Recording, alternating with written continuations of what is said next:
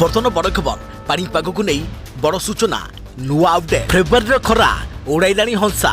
February अनुभूत है असंभाल खरा 38 डिग्री उपर राजधानी तापमात्रा आउ सेपटे उग्र रूप नहीं माड़ी माड़ी आसुची बात्या फ्रेडी। आहरी भयंकर हेब वर्षा पवन सह भूस्खलन संभावना। हाई अलर्ट जारी कला पाणीपाग विभाग। सतर्क सूचना वृद्ध शिशु सावधान घरू बाहर मना। हेलो फ्रेंड्स मु शक्ति आपन देखुचंती नरसिम्हा क्रिएशन स्पेशल। तबे याकु नै संपूर्ण डिटेल्स इन्फॉर्मेशन जानिबा ता पूर्वरु वीडियो को लाइक करंतु जदि पारुछंती आपनकर संग साथी मानको वीडियो को शेयर करनतु। जदि फ्रेंड्स आपन माने हमर ए चैनल ले नुवा ही वीडियो देखुचंती पूर्वरु केबे भी सब्सक्राइब करनाती तबे निहाती चैनल को सब्सक्राइब करे सहित पाखरे आस्तुवा बेल आइकन को बजे रखतांतु। फेब्रुआरी रे अनुभूत हेलानी असंभाल खरा। दिन 11टा परे घरू बाहरिबा कष्टकर हेलानी। 11टा परे टाइम टाइम खरारे दह मुंड सिझी जाउछे। लागुछि जेमिति बसंत को एड़ै देई ग्रीष्म बाड़ी आसुछे। राजधानी तापमात्रा गत 2 दिन हैला 38 डिग्री ऊपर रहउछे। अनुगुल तालचेर तापमात्रा 37 डिग्री ऊपर रहउछे। 15 रु अधिक सहर तापमात्रा 35 रु 36 डिग्री ऊपर रहउछे। तेबे गतकाली दिन रे भुवनेश्वर तापमात्रा 35.3 डिग्री होइथिला। अर्थात मात्र दिनकर राजधानी तापमात्रा 2 डिग्री अधिक बढ़ी जाइछे।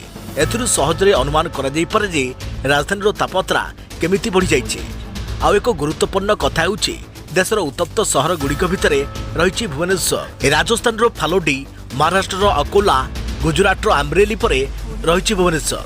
तेबे पश्चिम उत्तर भारत भली ओडिशा रे ताती अनुभूत हेबा चिंतार विषय होइछि।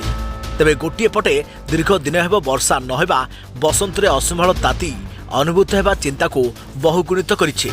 तेबे पाणीपाग वैज्ञानिक मतरे बर्तमान उत्तर पश्चिम दिगरु शुष्क पवन बहुचे जहाँ फल ताती बढ़ुचे। सामुद्रिक पवन बहिबा संभावना कम थिबारु आसंता 5 रु 6 दिन पर्यंत एइभली पाग लागि रहिबार संभावना रहिछे। बरम आगको दिनर तापमात्रा आहुरी 2 रु 3 डिग्री बढ़ियो बोली आकलन करिछि पाणीपाग विज्ञानी। तेबे 26 परे गुजरात, विदर्भ, मध्य प्रदेश और छत्तीसगढ़ रे तापमात्रा आहुरी बढ़िबो। यार प्रभाव रे राज्य रे तापमात्रा आहुरी बढ़िबो। 1963 मसीहा फेब्रुआरी 23 तारिख अर्थात आज दिन में एभली ताती अनुभूत होइथिला। आउ सेपटे उग्र रूप नेउछि बात्या फ्रेडी। बात्या फ्रेडी करिपारे बहु क्षयक्षति। माडागास्कर को हिट करिबा भयंकर बात्या फ्रेडी कैटेगरी 4 झड़ रूप नहीं स्थलभाग छुईब। लैंडफॉल पूर्व पवन वेग 140 रु 150 किलोमीटर रु अधिक आशंका करा जाउछि। 2 सप्ताह तले इंडोनेशिया निकटरे सामुद्रिक झड़ फ्रेडी सृष्टि होइथिला। तेबे फेब्रुआरी 6 तारिख में इंडोनेशिया निकटरे सृष्टि होइथिला फ्रेडी। 14 दिन भितर भारतर महासागर 4000 माइल अतिक्रम करिछि बात्या। इंटरनेशनल स्पेस स्टेशन रु फ्रेडी झड़र आखि कैद होइछि। भारत महासागर ऊपर दे गति करबा समय एही बात्यार चित्र कैद होइछि।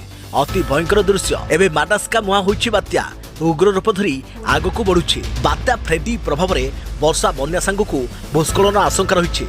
या सब बड़ बड़ जुआर उपकूल आड़को प्रभावित करि पारे।